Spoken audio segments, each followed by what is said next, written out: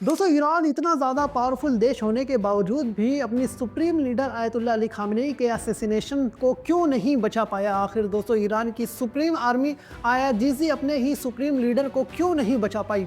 आखिर आईआरजीसी के अंदर वो कौन सा गद्दार है जिसकी वजह से अली खामनेई के असैसिनेशन को अंजाम दिया गया। आखिरकार इजरायली मोसाद और अमेरिकन सीआईए का वो कौन सा खुफिया प्लान था जिसकी वजह से इतने बड़े असैसिनेशन को अंजाम दिया गया। दोस्तों आज के वीडियो में हम लोग समझने की कोशिश करेंगे इन्हीं सारी बातों को, और दोस्तों हम लोग समझने की कोशिश करेंगे आखिर खाड़ी के बाकी देशों को, सऊदी अरब को, यूएई को, कतार को, ओमान को, आखिर इनको इस पूरे मामले से क्या सबक लेने की ज़रूरत है। दोस्तों 28 फरवरी साल 2026 को ईरान के supreme leader ayatollah Ali Khamenei Iran की राजधानी तेहरान में अपने घर के अंदर एक हाई लेवल मीटिंग कर रहे थे, जहां पर उनके साथ में ईरान के उस वक्त में 40 टॉप कमांडर्स, 40 टॉप लीडर्स मौजूद थे, जो कि उस वक्त में अली खामनेई के साथ में इस मीटिंग को अंजाम दे रहे थे। लेकिन दोस्तों तभी अली खामनेई के घर के ऊपर मिसाइल्स की बमबारी होने लगती है और अली खामनेई के साथ साथ ईरान के वो 40 टॉप लीडर्स भी मारे जाते हैं। लेकिन दोस्तों आखिर इजरायली मोसाद ने और अमेरिकन सीआईए ने इतने बड़े असैसिनेशन को, इतने सारे टॉप कमांडर्स के असैसिनेशन को कैसे अंजाम दे दिया। दोस्तों ईरान एक बहुत ही पावरफुल देश है जिसके पास में अपनी एक बहुत ही बड़ी आर्मी है, जिसके पास में अपनी पनडुब्बियां है, जिसके पास में अपने एयरक्राफ्ट हैं, जिसके पास में अपने बैलिस्टिक मिसाइल्स हैं। इस सब के होने के बावजूद भी दोस्तों ईरान अपने supreme leader ayatollah Ali Khamenei के असैसिनेशन को नहीं रोक पाया। लेकिन दोस्तों इजरायली मोसाद का वो कौन सा प्लान था। दोस्तों इजरायली ऑफिशियल्स ने इस बात को कंफर्म किया है कि उन्होंने ईरान में, ख़ासतौर पर ईरान की राजधानी तेहरान में मौजूद सीसीटीवी कैमरास को, ट्रैफिक कैमरास को हैक कर लिया था और हैक करने के बाद में इस पूरे असैसिनेशन के प्लान को एग्जीक्यूट किया है। दोस्तों इजरायली ऑफिशियल्स ने इस बात को कंफर्म किया है कि उन्होंने ईरान के ट्रैफिक कैमरास को सालों पहले ही हैक कर लिया था, यानी कि इजरायली मोसाद सालों से ही अली खामनेई की हर एक छोटी से छोटी मूवमेंट के ऊपर नज़र रखे हुए थी। अली खामनेई कब किस लीडर से मिलते हैं, कौन से लीडर अली खामनेई से सबसे ज़्यादा मिलने के लिए आते हैं, कौन से लीडर उनके सबसे ज़्यादा करीब हैं, किस लीडर से वो कितने घंटे तक मीटिंग करते हैं और वो एक हफ्ते में कितनी सारी मीटिंग्स करते हैं, वो कहाँ पर रहते हैं, उनके घर के आसपास में किस किस लीडर का घर है। साथ ही में उन्होंने तेहरान का एक मैप भी बनाया हुआ था और ये सारी चीज़ें उन्होंने सीसीटीवी कैमरास की मदद से ही करी हुई थी। दोस्तों इजरायली ऑफिशियल्स ने तेहरान का पूरा एक मैप बनाया हुआ था, जहां पर तेहरान के अंदर कितनी सारी बिल्डिंग्स हैं, तेहरान के अंदर कितने सारे लोग रहते हैं, अली खामनेई जब अपने घर से निकलते हैं तब उनके साथ में कितना बड़ा काफिला होता है, कितनी सारी गाड़ियां उनके साथ में चलती हैं, आखिर उनकी सिक्योरिटी का कितना ज़्यादा बंदोबस्त किया हुआ है। हर एक चीज़ के बारे में दोस्तों इजरायली मोसाद को इन सारे सीसीटीवी कैमराज से पता चलता रहता था। और दोस्तों इजरायली मोसाद ने इन सारे सीसीटीवी कैमराज को सालों तक फॉलो किया है। हालांकि इजरायली ऑफिशियल्स ने ये बात नहीं बताई कि उन्होंने कितने साल पहले सीसीटीवी कैमरास को हैक किया था। दोस्तों इजरायली ऑफिशियल्स के सीसीटीवी कैमरास को हैक करने वाली बात के ऑफिशियल कंफर्मेशन के बावजूद भी दुनिया के देश इस बात को मानने पर राजी नहीं थे कि खाली सीसीटीवी कैमरास की मदद से इतने बड़े प्लान को, इतने बड़े असैसिनेशन को एग्जीक्यूट किया जा सकता है। बिना किसी गद्दार के, बिना किसी इंसान के इतने बड़े असैसिनेशन को कर पाना मुमकिन ही नहीं था। इसी वजह से दोस्तों अब ये बात निकल कर सामने आ रही है कि ईरान की सुप्रीम आर्मी आईआरजीसी के अंदर ही कुछ ऐसे गद्दार मौजूद थे। ईरान के सुप्रीम कमांडर्स में कुछ ऐसे गद्दार मौजूद थे जिन्होंने अली खामनेई की एग्जैक्ट लोकेशन के बारे में, अली खामनेई की इस मीटिंग के बारे में अमेरिकन सीआईए को बताया था, जिसके बाद में अमेरिकन सीआईए ने इस पूरी जानकारी को इजरायली मोसाद को बताया और इजरायली मोसाद ने इतने बड़े असैसिनेशन को अंजाम दिया। दोस्तों ईरान की सुप्रीम आर्मी है आईआरजीसी, जिसके अंडर में काफ़ी सारे फोर्सेस आते हैं और इसी आर्मी के अंडर में दोस्तों कुद्स फोर्स भी आती है। कुद्स फोर्स दोस्तों आईआरजीसी के एक बहुत ही बड़ी फोर्स है जिसके टॉप कमांडर हैं इस्माइल कानी। और दोस्तों अली खामनेई के असैसिनेशन में इस्माइल कानी का ही नाम सामने आ रहा है। दोस्तों ईरान में इस्माइल कानी को 9 लिव्स मैन कहा जाता है, यानी कि 9 जिंदगियों वाला आदमी, क्योंकि दोस्तों इस्माइल कानी 9 बार असैसिनेशन से बच चुके हैं। हर बार दोस्तों जब भी इजराइल ने या फिर अमेरिका ने ईरान के अंदर किसी भी टॉप लीडर को मारा है, किसी भी साइंटिस्ट को मारा है, तब दोस्तों इस्माइल कानी हमेशा उन लोगों के साथ में रहते थे। इसराइल को दोस्तों जब भी किसी टॉप लीडर को मारना हुआ करता था तब दोस्तों वो लोग वहाँ पर अपनी बमबारी कर दिया करते थे या फिर वो लोग अपने शूटर्स को वहाँ पर भेज दिया करते थे और असैसिनेशन को अंजाम दे दिया करते थे। लेकिन दोस्तों जब भी कोई भी असैसिनेशन हुआ है तब दोस्तों इस्माइल कानी हमेशा उस असैसिनेशन से बचकर निकल जाते थे।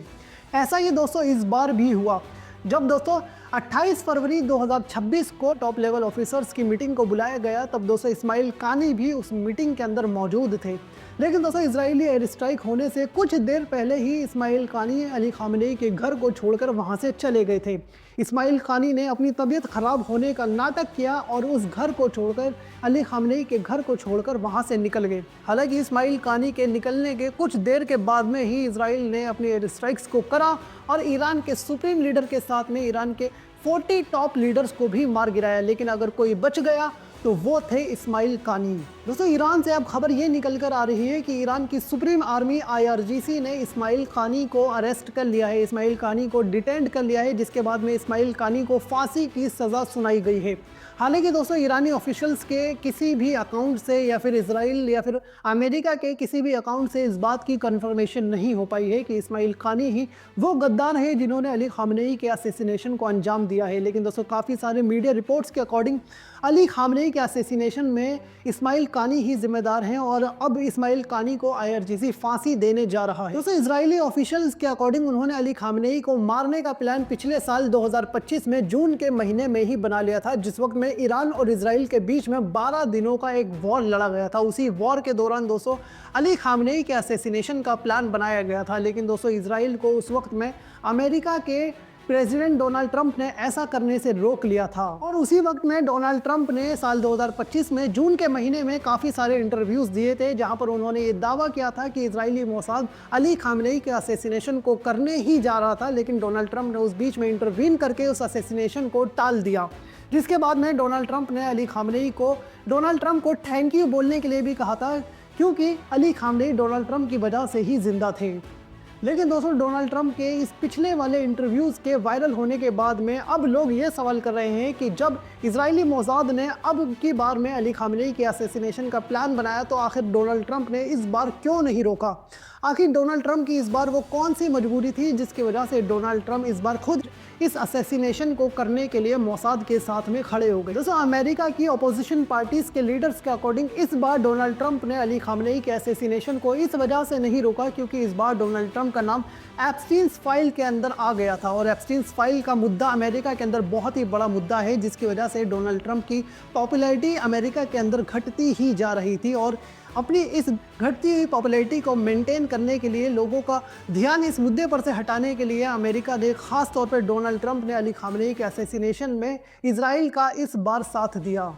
दोस्तों अमेरिका और इजराइल ने ये सोचा था कि वो ईरान के ऊपर से एक सरप्राइज अटैक करेंगे और ईरान के supreme leader Ayatollah Ali Khamenei को मार गिराएंगे, जिसके बाद में ईरान की सुप्रीम आर्मी IRGC खुद से ही अपने हथियार डाल देगी और इजराइल और अमेरिका के साथ में मिलकर एक कठपुतली वाली सरकार ईरान के अंदर फॉर्म हो जाएगी। हालांकि दोस्तों ऐसा कुछ भी नहीं हो पाया। दोस्तों अली खामनेई के असैसिनेशन के बाद में IRGC ने इजराइल और अमेरिका के आगे घुटने टेकने से मना कर दिया। दोस्तों जिस वक्त में ईरान के supreme leader Ayatollah Ali Khamenei के असैसिनेशन को अंजाम दिया गया, उसके कुछ ही मिनट्स के बाद में, उसके कुछ ही देर के बाद में ईरान के अंदर मौजूद आम लोगों के मोबाइल फ़ोन्स पर, आम लोगों के टेलीविजन्स पर ऐसे मैसेजेस और ऐसे वीडियो फुटेजेस आने लगे जिसमें यह लिखा था कि हमने शैतान को मार गिराया है, हमने शैतान को ख़त्म कर दिया है और ईरान के लोगों को आज़ाद कर दिया है। ईरान के लोगों से रिक्वेस्ट की जा रही थी कि वो लोग सड़कों पर निकलें और ईरान की सत्ता को अपने हाथ में ले लें।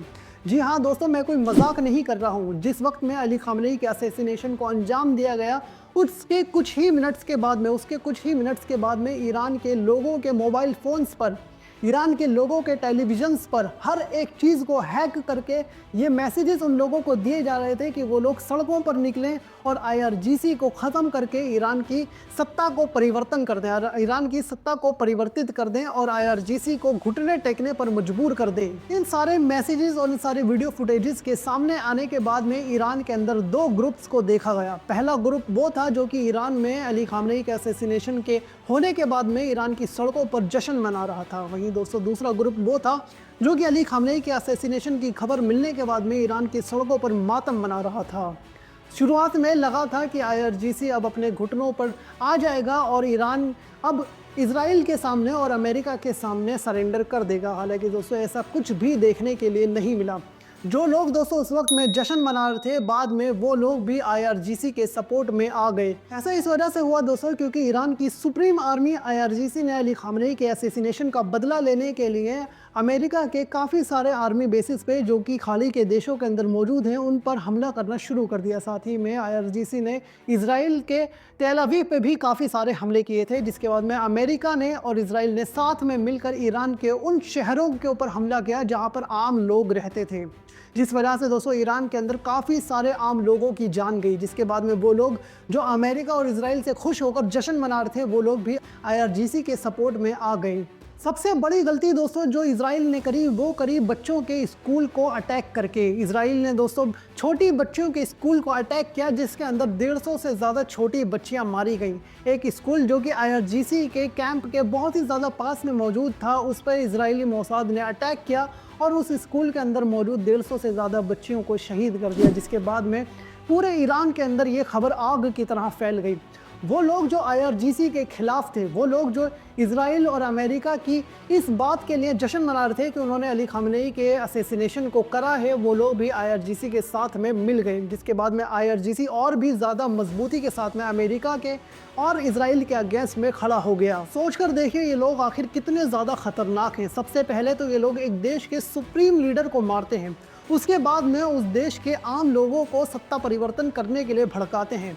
उसके बाद में जब उस देश की आर्मी इन लोगों के ऊपर पलटवार करती है तो ये लोग उसी देश के आम लोगों को मारने लगते हैं जहां पर ये लोग डेमोक्रेसी लाने की बात कर रहे थे। उन लोगों को मारते हैं जो लोग इनका सपोर्ट करने के लिए सड़कों पर निकले थे, उन्हीं लोगों को मारते हैं जो लोग डेमोक्रेसी लाने की बात कर रहे थे, उन बच्चों को मारते हैं जो कि स्कूल के अंदर पढ़ने गए थे। ये लोग दोस्तों डेमोक्रेसी का नाम लेकर सिर्फ देशों को उजाड़ते हैं, ना कि उनको बसाते हैं, ना कि उनके अंदर डेमोक्रेसी लाते हैं। दोस्तों सही मायनों में तो अमेरिका और इजराइल हमेशा से सदियों से दशकों से यही करता हुआ आया है। चाहे इन लोगों ने इराक के अंदर किया हो, चाहे इन लोगों ने अफगानिस्तान के अंदर किया हो, चाहे इन लोगों ने लीबिया के अंदर किया हो, या फिर इन लोगों ने सीरिया के अंदर किया हो, हमेशा से दोस्तों ये लोग सत्ता परिवर्तन करवाते हैं और वहाँ पर अपनी एक कठपुतली सरकार बना देते हैं। और जहाँ पर इन लोगों की कठपुतली सरकार नहीं बन पाती वहाँ पर दोस्तों ये लोग सीरिया जैसा हाल करते हैं, जहाँ पर ये लोग एक देश के टुकड़े टुकड़े कर देते हैं, जिसके बाद में उस देश के अंदर आतंकवादी संगठन बनने लगते हैं जिनको यही लोग सपोर्ट करते हैं।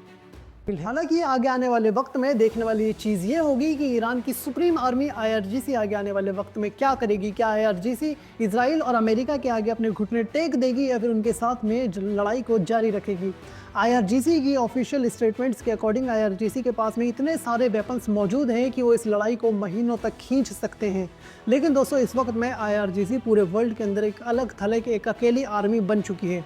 क्या इस वक्त में रशिया और चाइना जैसे सुपर पावर्स आईआरजीसी का साथ देने के लिए आएंगे या फिर नहीं आएंगे? अभी तक दोस्तों आईआरजीसी ने स्ट्रेट ऑफ हॉर्मुज को भी बंद कर दिया है, जिससे वर्ल्ड का 20% ऑयल एक्सपोर्ट होता है। तो दोस्तों आगे आने वाले वक्त में देखने के लिए मिलेगा कि क्या आईआरजीसी के खिलाफ में बाकी सारे मुल्क भी आएंगे या फिर दोस्तों आईआरजीसी का सपोर्ट करने के लिए रशिया और चाइना उसके साथ में आएंगे। साथ ही में देखने वाली चीज़ ये भी होगी कि इजराइल और अमेरिका जिस तरह से आम लोगों को नुकसान पहुंचा रहे हैं, तब आम लोग आखिर आईआरजीसी का कब तक साथ देंगे? क्या आम लोग, ईरान के आम लोग आईआरजीसी पे इस वक्त में वॉर को रोकने के लिए दबाव बनाएंगे या फिर नहीं बनाएंगे? हालांकि दोस्तों खाड़ी के बागी देशों के लिए इस पूरे इंसिडेंट में एक बहुत ही बड़ा सबक है। जहाँ पर दोस्तों खाड़ी के बाकी देश ईरान के खिलाफ नज़र आ रहे हैं, दोस्तों उन्हें इस पूरे मामले से एक सबक लेना चाहिए। क्योंकि दोस्तों जिस तरह से ईरान के अंदर ईरान के supreme leader Ayatollah Ali Khamenei का इतना इजीली असैसिनेशन कर दिया गया है, उससे दोस्तों ये बात साबित होती है कि खाड़ी के बाकी देश भी सुरक्षित नहीं हैं। हो सकता है खाड़ी के बाकी देशों के अंदर भी सीसीटीवी कैमरास को हैक किया हुआ हो सकता है खाड़ी के बाकी टॉप कमांडर्स में भी कुछ गद्दार लोग मौजूद हों जो कि इजराइल और अमेरिका को उनकी खुफिया जानकारियां दे रहे हों। इस वक्त में खाड़ी के देशों को इस पूरे मामले से सबक लेना चाहिए और अपनी पावर्स को मेंटेन करना चाहिए, खुद को यूनाइट करना चाहिए और अपने गद्दारों को ख़त्म करना चाहिए। ये वीडियो दोस्तों अगर आप लोगों को पसंद आई हो तो दोस्तों इस वीडियो को लाइक करें, साथ ही में इस वीडियो को शेयर करें और दोस्तों आप लोगों की जो भी राय हो आप लोग कमेंट सेक्शन के अंदर लिख कर बता सकते हैं।